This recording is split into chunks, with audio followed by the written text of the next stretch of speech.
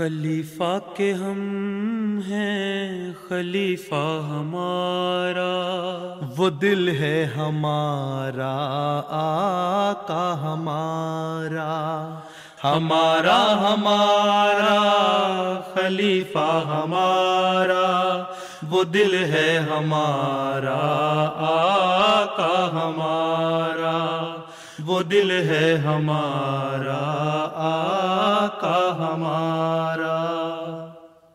Assalamu alaikum and welcome to This Week with Huzur.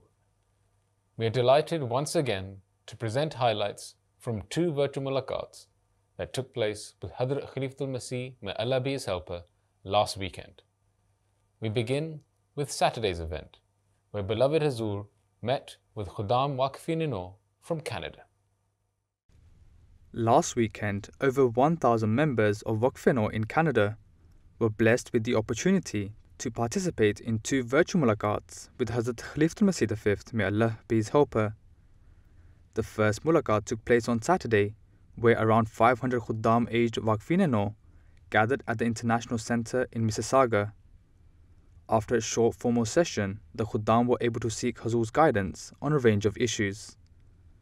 One Khadim asked about the development of one's relationship with God Almighty. So you have been asking questions in your letters as well, writing to me very frequently. And in each and every of your letters you have a question there. And I have been answering those questions, right? Are you the same person? Yes. Okay. Anyway, so I'm happy that you are very much interested in spiritual things and in your belief and the religious knowledge. You see, the first thing is, yes, of course, we should try to develop our communication with Allah Ta'ala, but it is not necessary that you always receive some ilham or dreams or such type of things. Even after having offered your prayers and seeking Allah's help, you are satisfied, your heart is satisfied, that means you are in good communion with Allah Ta'ala, right? And try to develop it as much as you can. So it is a process. You cannot achieve the thing within a short period of time. When you are a primary school student, you cannot compete a person who has qualified his post-graduation degree, right? So, but you have to struggle and strive hard to achieve that goal.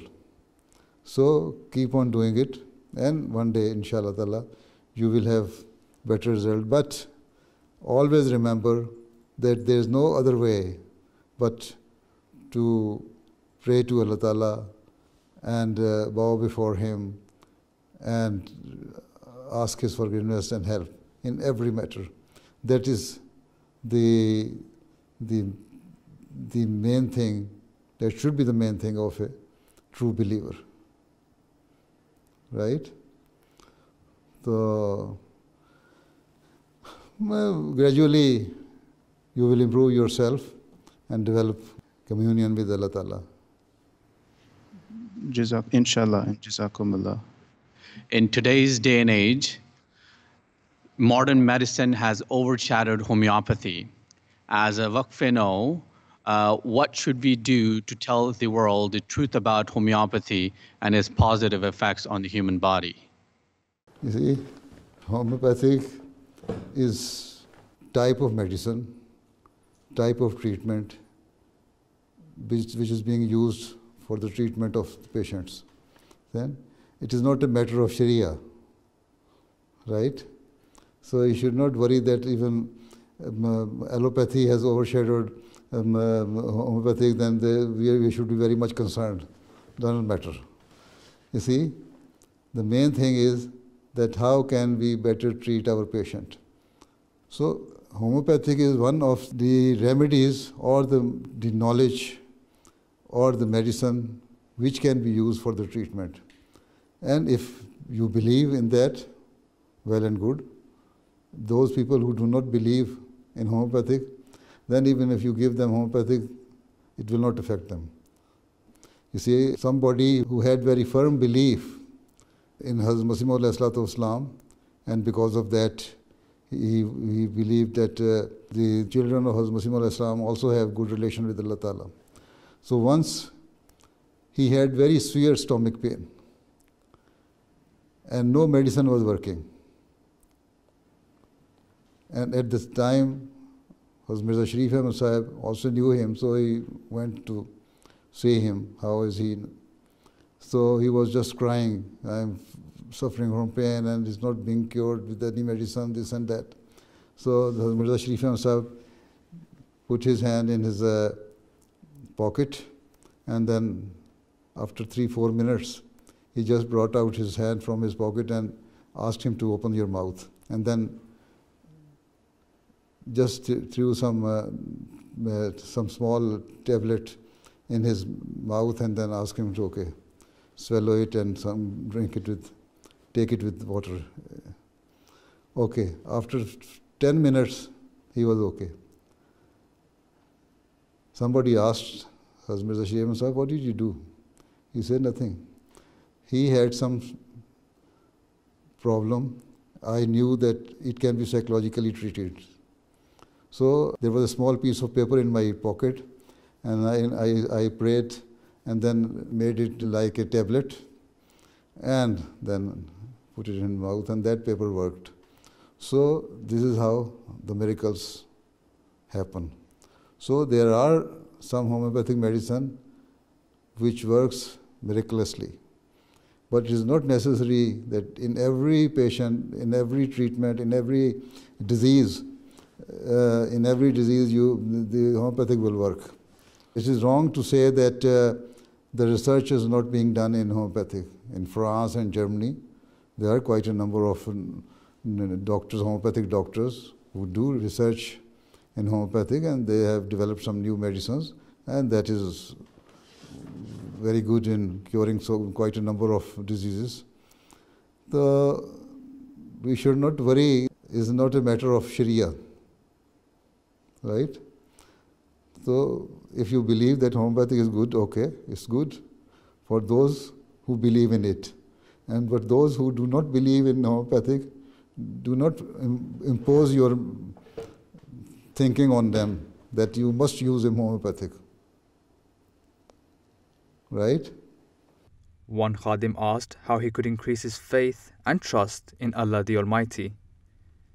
So the first thing is that how long do you take in offering Fajr prayer? 5 minutes? 5 to 10 minutes, around that time. 4 rakats in 5 to 10 minutes. How can you understand? Longer. How can you understand Surah Fatiha in 5 to 10 minutes? You see, while offering your sunnah, if you are not offering your Fajr prayer or any of the prayer in congregation in the mosque, and on your own, you should recite Surah Fatiha repeatedly when you are doing your own prayers. And say, Ihdina Siratal Mustaqim, Ihdina Siratal Mustaqim, Ihdina Siratal Mustaqim. So Allah Ta'ala will guide you on the right path.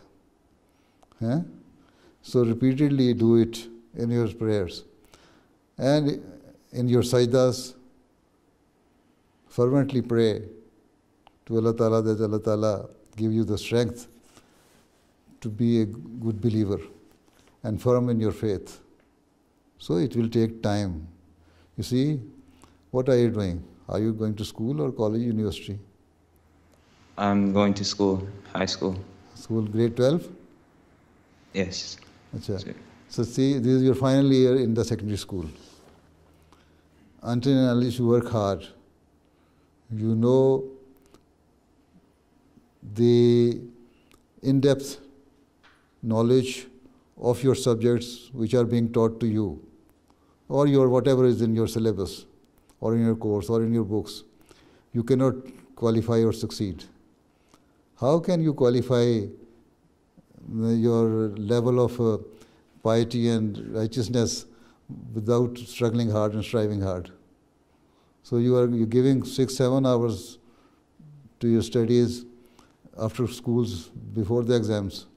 But here, you give only 5 minutes or 10 minutes at the most. And even whatever you are reading in the Holy Quran, you don't know what are you reading. So if you don't know about your subject, how can you write the answer? When you see the question paper and you have read the book without knowing what is the meaning of that, you cannot understand the question. Right?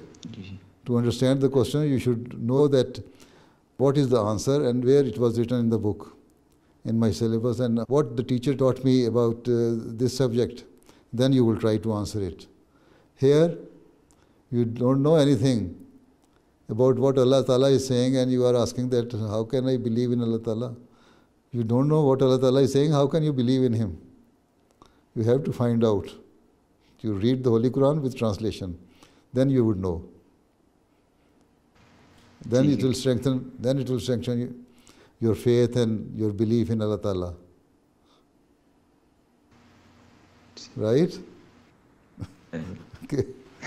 Right. Assalamu alaikum. What is the best way of approaching an Ahmadi friend who is becoming overly involved in various sins and moving away from the Jamaat and into situations that are harmful for him? The thing is, you will have to find out the cause of it first. If he is your close friend, then you should know that what are his preferences now. Who are those people with whom he is sitting, his company? Is he trying to avoid you and sitting with other friends who are not good, who are involved in committing so many sins? Then, if that be the case, you will have to ask him that the way you are going toward is not the right way. Right? It will spoil your life. And ultimately, you are going to ruin yourself. Or rather, you are going to doom yourself. Right? Try to be sympathetic to him. Once he realizes that you are his real friend and his sympathizer, then he will try to listen to you. Okay? There are some other causes. Sometime when some boys, youngsters have some problem in their houses, their father and mother don't have good relations, that is also causing them to deviate from, because one side their father and mother say that religion is the thing which teaches us do good things, whereas when he sees the action of his father and mother, they are not even practicing those things, and their character is, disturbing him. Sometime some office bearers become cause of the trouble. Right? So there are so many things. So you have to find out what is the cause, and you treat them according to that. Right? But the main thing is that they must realize, they must understand that you are his sympathizer and best friend. Then they will listen to you. Okay? Jazakallah. Assalamu alaikum. I am son of martyr. What's your advice for families of martyrs who came from Pakistan? Your parents, your father or whoever was martyred in Pakistan, they sacrificed their life for the cause of the Jamaat. And you are here in this country because of the Jamaat. And here in this country, instead of indulging yourself into the bad things of this society, try to find out the good things of this society and portray yourself as a role model for these people. Right? And excel, if you are a student, excel in your studies. If you are a worker, work hard, and always try to keep in mind that Allah Ta'ala is always seeing you. Allah Ta'ala is watching over you. Whatever you do, if people are not seeing, Allah Ta'ala is seeing it. So since you have come here because of the Jamaat, because your father or your relative sacrificed their life for the cause of Allah. So you should try to work hard to listen to the commandments of Allah, to practice the commandments of Allah, and show your example as a good believer, a mu'min, an Ahmadi. Right? Yes. Okay. Allah Hafiz. Assalamu alaikum wa rahmatullahi wa barakatuh. Wa alaikum assalam wa rahmatullahi wa barakatuh. The following day, more than 550 Waqfin-e-Nau in Canada had the honor to meet Hazrat Khalifatul Masih V, may Allah be his helper. Once again, following a short formal session, the Atfal had the chance to ask a range of questions. Hazur, my name is Shahriyar Ahmed Danish, and my question is, as a new high school student, I notice many evils in school that occur. Please advise us on what we should do to avoid all the evils that are commonly found in high school. You see, so now you are almost 15, right? And this is very dangerous age. Teenage normally is. And when you reach the age of 15, 16, 17, you think that you are now mature and there should not be any restriction on you. But keep in mind that you are an Ahmadi and you believe in one God and that Islam is the true religion.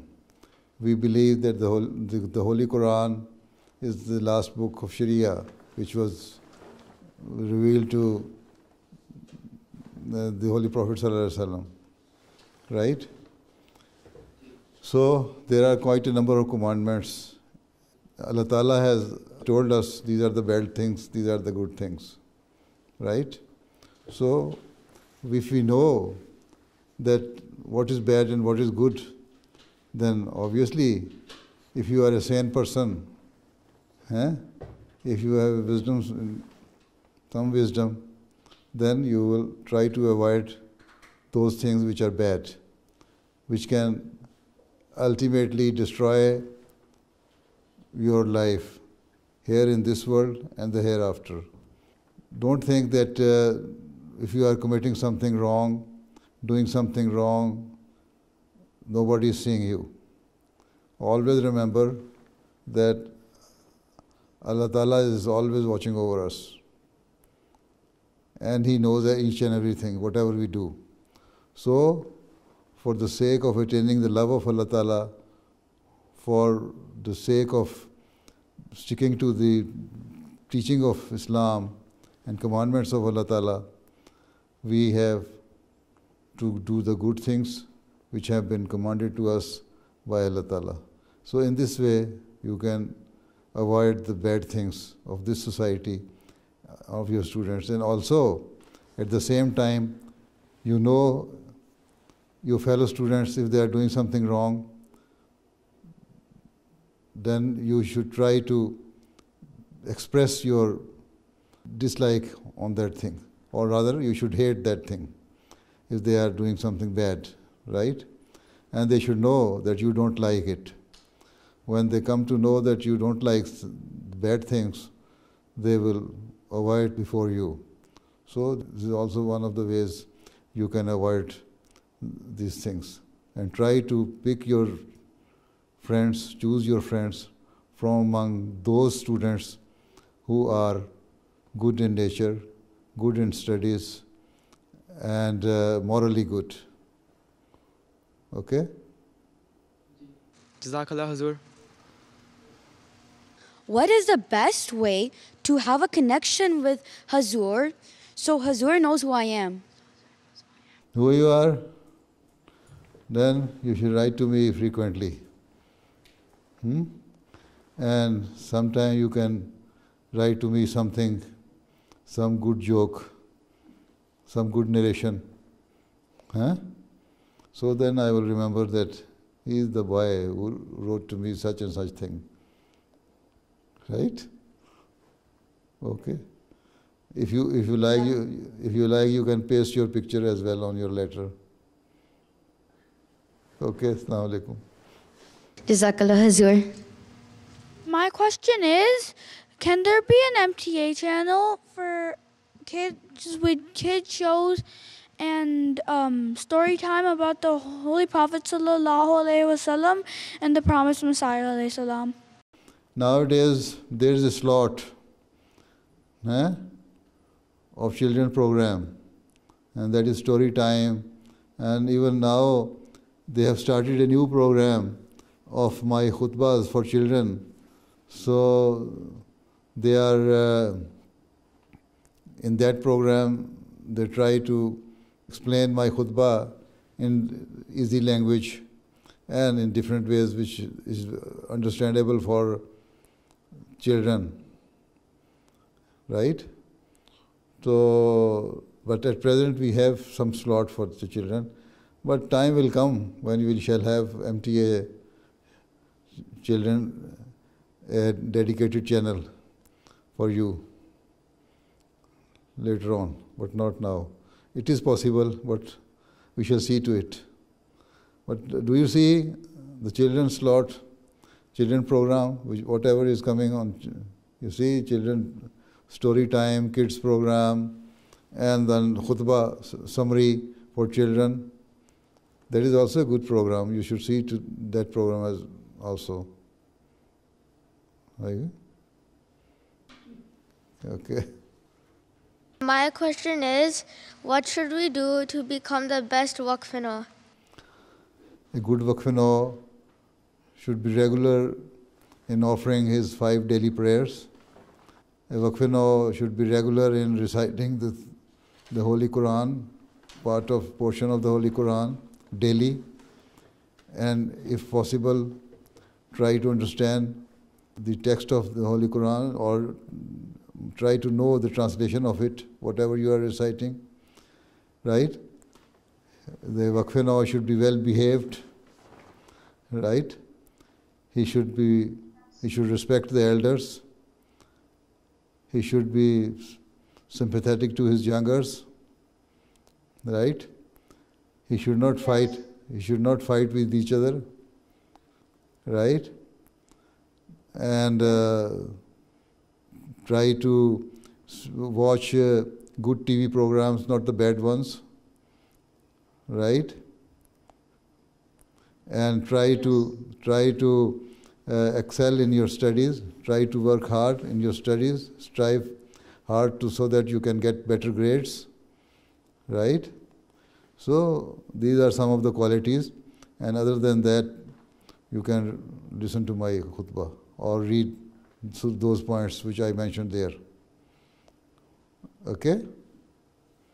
Okay. Assalamu alaikum. Assalamu alaikum. Okay, Allah Hafiz Nasir. Assalamu alaikum wa rahmatullahi wa barakatuh. Wa alaikum salam wa rahmatullahi wa barakatuh. Those were highlights from 2 Virtual Mulaqats that took place last weekend. We now end with our final segment, the Friday Sermon Summary. In today's Friday sermon, Hazur Anwar, may Allah be his helper, continued his series of sermons on the companions of the Holy Prophet sallallahu alaihi wasallam. Whilst narrating from the writings of Hazrat Muslim Maud Razila Ta'ala Anhu, Hazur mentioned the ardent desire of Hazrat Umar Razila Ta'ala Anhu to be buried next to the Holy Prophet sallallahu alaihi wasallam, and how this was fulfilled. ایک اور جگہ مسیح علیہ السلام فرماتے ہیں کہ جو شخص بکمال شوق اللہ کے دامن سے وابستہ ہو جاتا ہے تو وہ اسے ہرگز ضائع نہیں کرتا، خواہ دنیا بھر کی ہر چیز اس کی دشمن ہو جائے، اور اللہ کا طالب کسی نقصان اور تنگی کا منہ نہیں دیکھتا، اور اللہ صادقوں کو بے یار و مددگار نہیں چھوڑتا۔ اللہ اکبر! ان دونوں یعنی ابوبکر عمر کے صدق و خلوص کی کیا بلند شان ہے۔ وہ دونوں ایسے مبارک مدفن و دفن ہوئے کہ اگر موسیٰ اور عیسیٰ زندہ ہوتے تو بصد رشک وہاں دفن ہونے کی تمنا کرتے، لیکن یہ مقام محض تمنا سے نہیں حاصل ہو سکتا، اور نہ صرف خواہش سے عطا کیا جا سکتا ہے، بلکہ یہ تو بارگاہ رب العزت کی طرف سے ایک ازلی رحمت ہے، اور یہ رحمت صرف انہی لوگوں کی طرف رخ کرتی ہے جن کی طرف عنایت الہی عدل سے متوجہ ہو۔ حضرت مسلم موعود رضی اللہ عنہ بیان کرتے ہیں کہ جب حضرت عمر فوت ہونے لگے تو انہوں نے اس بات کے لیے بڑی تڑپ ظاہر کی کہ آپ کو رسول کریم صلی اللہ علیہ وسلم کے قدموں میں دفن ہونے کی جگہ مل جائے. چنانچہ انہوں نے حضرت عائشہ سے کہلا بھیجا کہ اگر اجازت دیں تو مجھے آپ کے پہلو میں دفن کیا جائے.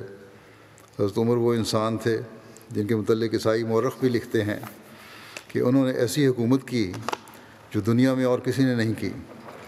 وہ رسول کریم صلی اللہ علیہ وسلم کو گالیاں دیتے ہیں یعنی مورخین، عیسائی مورخین، مگر حضرت عمر رضی اللہ عنہ کی تعریف کرتے ہیں.